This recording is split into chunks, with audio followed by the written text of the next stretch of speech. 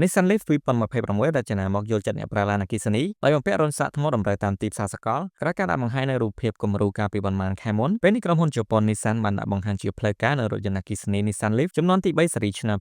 2026ជាក់ស្ដែងផលវិបាកមួយដែលអ្នកប្រើប្រាស់រថយន្តអគ្គិសនីតែងតែជួបនឹងជាផលរំខានមួយគឺរន្ធសាកថ្មពេលខ្លះទៅដល់ស្ថានីយ៍សាកថ្មហើយបែរជាខុសឆ្នាំងសាកដោយតម្រូវឲ្យប្រើឧបករណ៍ជំនួយ adapter ទើបអាចសាកថ្មបានប៉ុន្តែងាកមកមើលរថយន្ត Nissan Leaf ហាក់ត្រៀមខ្លួនជាស្រេចក្នុងការវាយលុកទីផ្សារសកលហើយបានមើលឃើញអំពីបញ្ហានេះដោយបានគិតគូរជាពិសេសលើរន្ធសាកថ្មធ្វើយ៉ាងណាឲ្យតម្រូវតាមទីផ្សារដែលខ្លួនដាក់លក់ជាក់ស្ដែងសម្រាប់រថយន្តដាក់លក់នៅទីផ្សារអាមេរិកនិងមកពាក់បន្ថែមមកជាមួយរន្ធសាកថ្មប្រភេទ NACS North America Charging Standard អនុញ្ញាតឲ្យរថយន្តនេះចូលសាកថ្មនៅស្ថានីយ៍ Tesla Supercharger ចំពោះម៉ូដែលដាក់លក់សម្រាប់ទីផ្សារប្រទេសជប៉ុននឹងរក្សារន្ធសាកប្រភេទ CHAdeMO រីឯម៉ូដែលដាក់លក់នៅទីផ្សារអឺរ៉ុបនឹងរក្សារន្ធសាកថ្មប្រភេទ CCS Combined Charging System ឥឡូវបាត់បញ្ចប់រឿងនេះយើងងាកមកដឹងពីព័ត៌មានបន្ថែមទាក់ទងនឹងរថយន្ត Nissan Leaf ចំនួនទី3រថយន្តនេះទទួលបានការកែប្រែថ្មីទាំងស្រុងទាំងផ្នែកខាងក្នុងនិងខាងក្រៅ Nissan Leaf ចំនួនថ្មីនេះបានប្ដូរពីរូបរាងបែប hatchback ទៅជារូបរាងបែប crossover ពេញលេញភ្ជាប់មកជាមួយការរចនាបែប fastback នៅផ្នែកខាងក្រោយចំពោះការ design នៅផ្នែកខាងមុខបានបំពាក់មកជាមួយភ្លើង daytime running light អូកាត់ពេញទៅទាំងផ្នែកខាងមុខរចនាជារាងអក្សរ V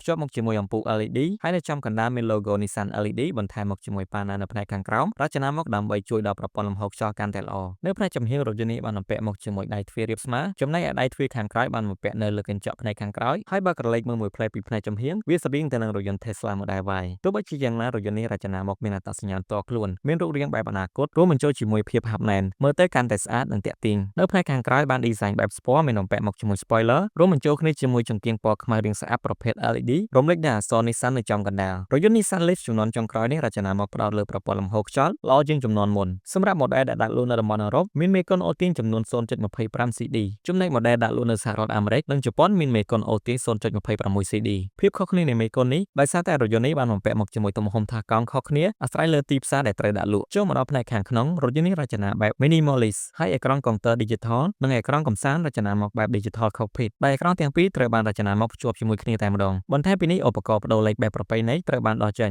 ហើយត្រូវបានបំពាក់មកជាប់នឹងដៃចង្កូតធ្វើឲ្យកុងសូលកណ្ដាលកាន់តែទូលាយហើយមើលទៅស្រស់ស្អាតមួយបែបចំណុចលេចធ្លោមួយទៀតគឺដំបូលកញ្ចក់ panoramic roof ដែលមានមុខងារ e-dimming អនុញ្ញាតឲ្យដំបូលកញ្ចក់ផ្លាស់ប្ដូរពីពណ៌ថ្លាទៅស្រអាប់ដោយស្វ័យប្រវត្តិឬតាមរយៈការចុចប៊ូតុងបញ្ជាដែលប្រើបច្ចេកវិទ្យា electrochromic ដើម្បីកាត់បន្ថយពន្លឺព្រះអាទិត្យឬកាត់បន្ថយកម្ដៅដែលចូលក្នុងកាប៊ីនដោយមិនចាំបាច់មានវាំងននបាំងពន្លឺហើយជួយរក្សាភាពត្រជាក់នៅក្នុងរថយន្តនិងផ្ដល់ផាសុកភាពដល់អ្នកដំណើរចំពោះម៉ូដែលកម្រិតខ្ពស់បំផុតត្រូវបានបំពាក់មកជាមួយឧបករណ៍បំពងសំឡេង Bose Personal Plus Audio System បន្ថែមមកជាមួយ speaker ត្រូវបានបំពាក់នៅលើទម្រក្បាលផ្នែកខាងមុខ Nissan Leaf ចំនួនថ្មីនេះក៏បំពាក់មកជាមួយប្រព័ន្ធ ADAS រួមមានមុខងារ 3D Intelligent Around View Monitor អាចមើលទិដ្ឋភាពជុំវិញរថយន្តជារូបភាព 3D និងអាចមើលរូបភាពដល់បាតរថយន្តថែមទៀតសម្រាប់ទីផ្សារតំបន់មួយចំនួននឹងត្រូវបានបំពាក់មកជាមួយមុខងារ Intelligent Distance Control Assist សម្រាប់ការបើកបរក្នុងក្រុងផងដែររថយន្តនេះបានប្រើប្រាស់គ្រោងឆ្អឹង MCF EV ដោយទៅនឹងរថយន្ត Ariya មានន័យថាបាតខាងក្រោមរាបស្មើនិងផ្នែកខាងក្នុងមានភាពទូលាយចំពោះម៉ូដែលមូលដ្ឋានបានបំពាក់មកជាមួយអគុយទំហំ 52 គីឡូវ៉ាត់ម៉ោងអាចផលិតកម្លាំងបាន 174 សេសកម្លាំងរមុះ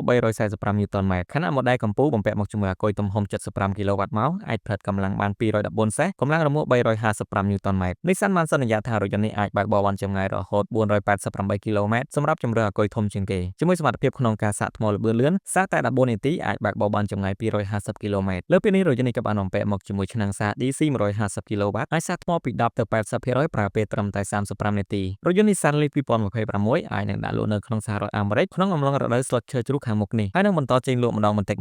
នៅទីផ្សារតំបន់អឺរ៉ុបជប៉ុននិងទីផ្សារផ្សេងទៀតចំពោះព័ត៌មានលម្អិតអំពីតម្លៃនឹងត្រូវបានប្រកាសនៅពេលកាន់តែខិតជិតដល់ថ្ងៃដាក់លក់ជាផ្លូវការ